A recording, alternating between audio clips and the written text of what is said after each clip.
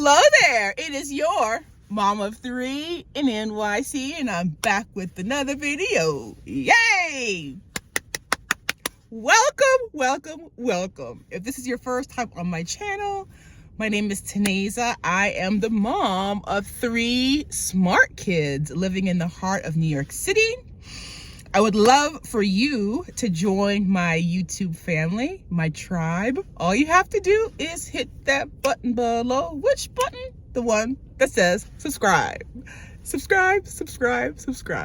If you are already a tribe member, hey A1s, thank you for your support. Make sure your notification bell is turned on.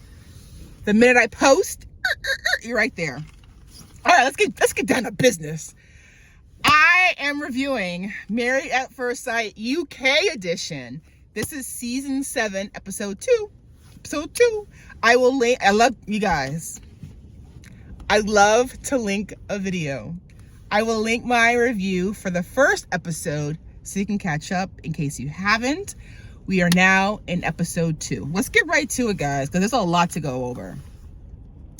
All right, so I mentioned in the last video that one of the differences between UK and US is that UK has 2 same-sex couples. Episode 2 opens with Thomas. Thomas is a lot. He knows he's a lot, and he is a lot. But one thing I like about Thomas is that he seems compassionate and empathetic. So he nursed his grandmother, who he was very close to, until the end, until she passed away. And he now works with mentally ill men, getting them ready to be put back into society.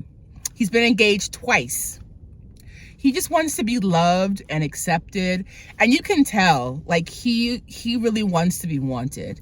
He does a lot of cosmetic upkeep. He says I'm superficial. He gets fillers, he gets Botox, he's got his ears pinned back twice, he got his teeth done, he gets tanner, he goes and gets tanner. Yeah, self-tanning? I'm sorry, I don't,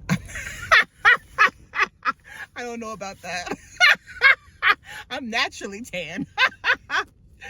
But he really wants a husband. He really wants kids. He has been matched with Adrian. Adrian is from Liverpool. They're both from Liverpool, which is ironic. Theater is his passion.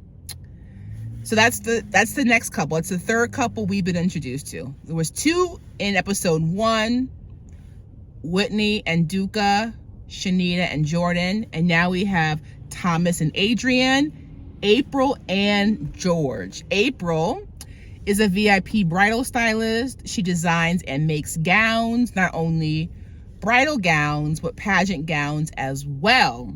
She was the 2020 Miss Great Britain, so she's a pageant queen. She's super adventurous. She's learning how to fly a plane. She's had a lot of issues in her love life. She needs therapy too.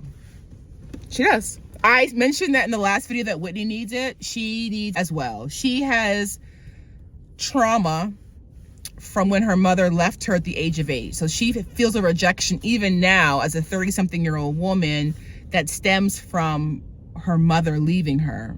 She was raised by her dad and her grandma. She wants someone that's tall, funny, family-oriented, good job. And she said this, and I've heard this before, she wants someone not too good looking. That's a red flag. She said, I don't want anyone too good looking because I don't want other people to want him. Boo-boo.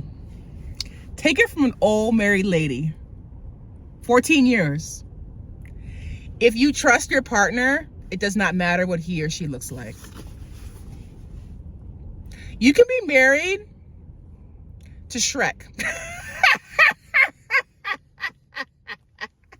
And Shrek will cheat. Whenever I hear that, that just screams insecure.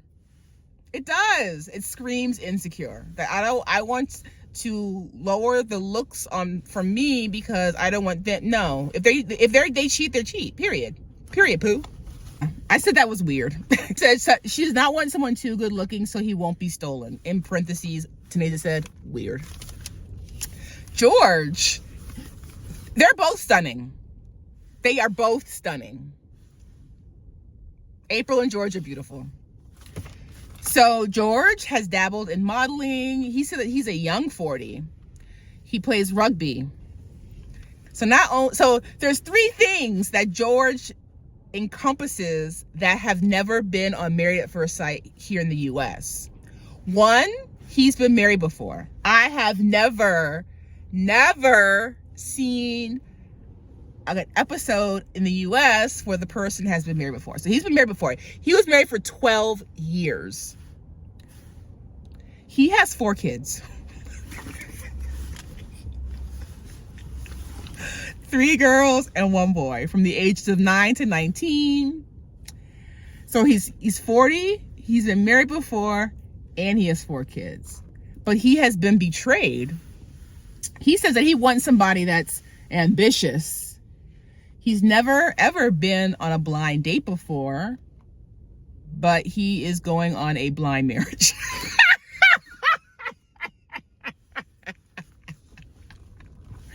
You guys, when George tells his family, his mom and grandma, they think he's joking. When he tells them that they found a match, they don't believe him, but it is the truth.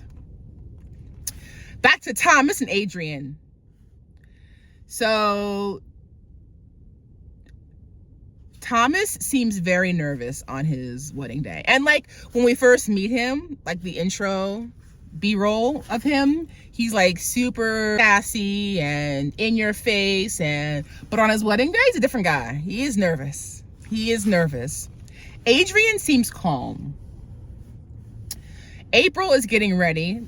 So since her mother's not been part of her life, her father is there to walk her down the aisle, but her best man is Jose.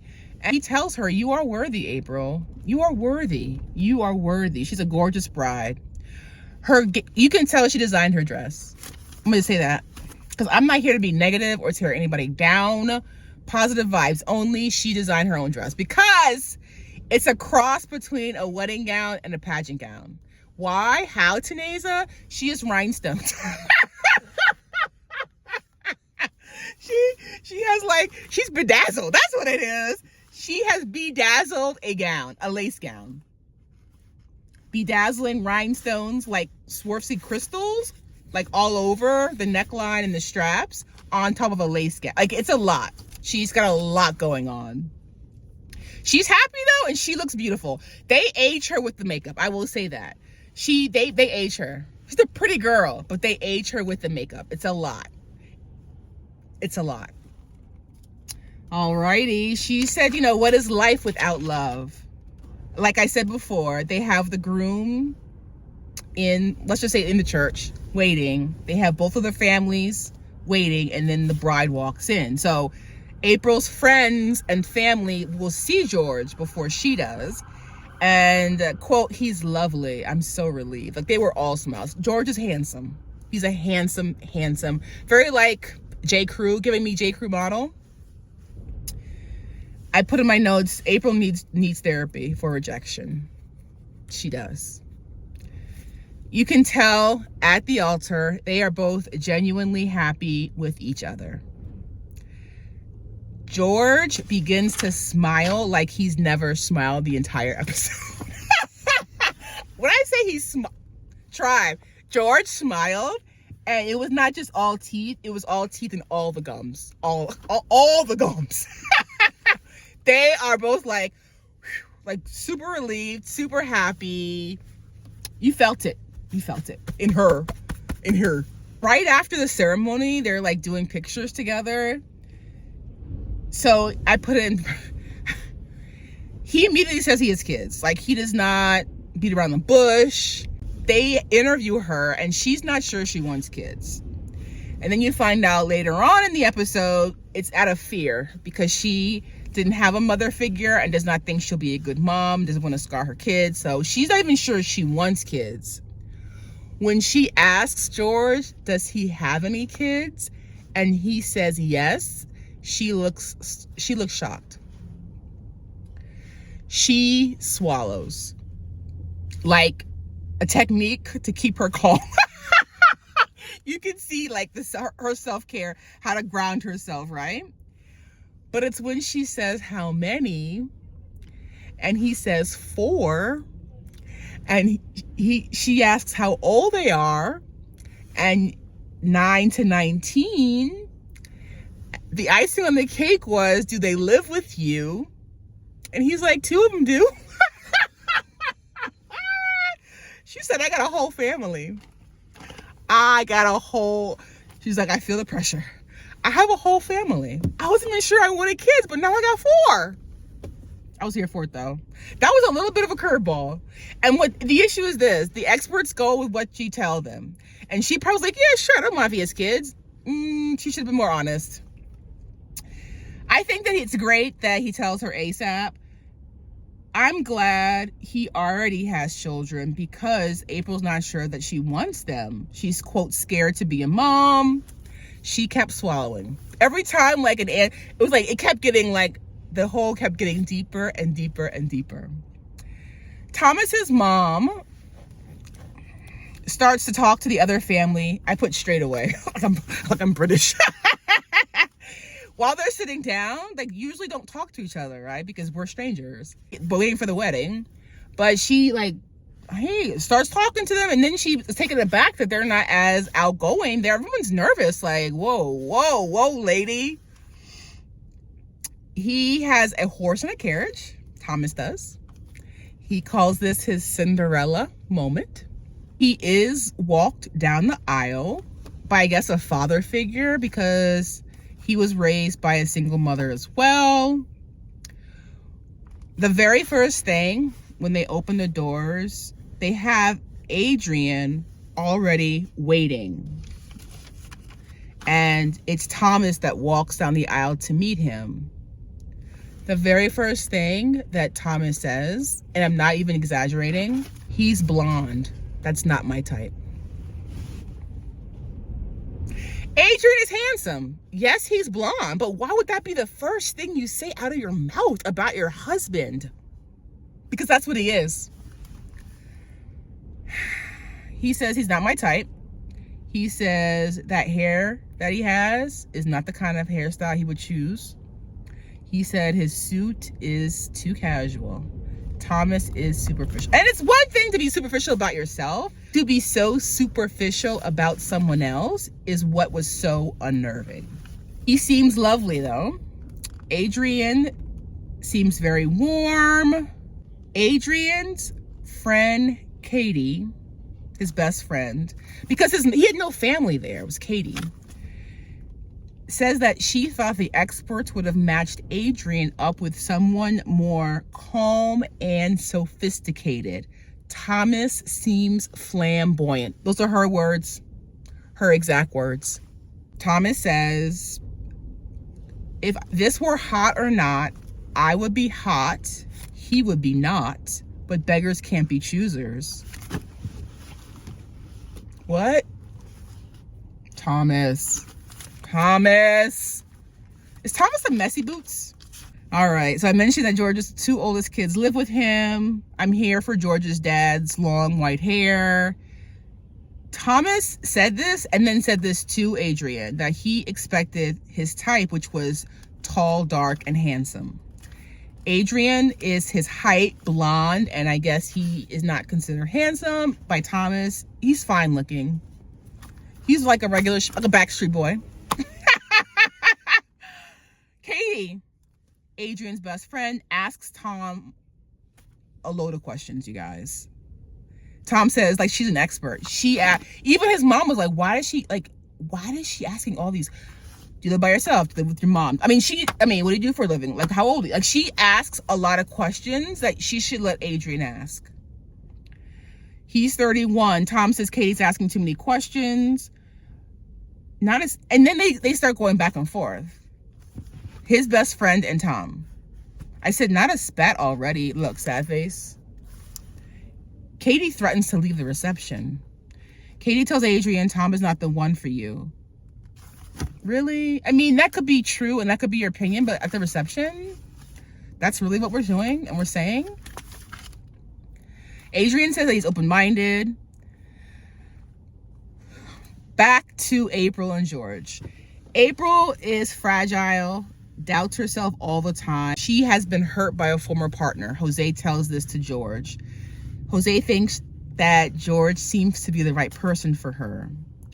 George gives a beautiful toast to April. April says she has a good feeling, not a friendship or more. Oh, yes. So Thomas was like, I don't know if this is going to be a friendship or more. I'm like, you're married. This is, or more. You are not here. It's not friendship at first sight. You're married. Because he's like, oh, we'll get to know each other. We'll see if this is a friendship or more. No, you're not interviewing for a friend. Katie, why does Thomas tell Adrian that Katie was your PR manager? She's not your mother. And then Adrian's like, well, because my mother is not here, that's why she was being so overprotective of me. Thomas wants to see if Adrian has the same vibe going on as me, willing to find out why they were matched. They're both tipsy. At the end of the reception, they both, the alcohol was alcoholing on both ends. Tom says at least he'll get a good roll around in the hay. If roll around in the hay means what I think it means, he said that he's not attracted enough to want to take his undies off, but he does feel more attracted to him. There's not a dull moment. And I end with George looks truly happy. Hi tribe, this is Editing Teneza. For some reason, my camera cut off right at the very end, but I had finished going through all my notes. Apologies for the abrupt ending, but that concludes my review of Married at First Sight, UK edition, episode number 2 of season number 7. I will see you in my next review. Bye for now.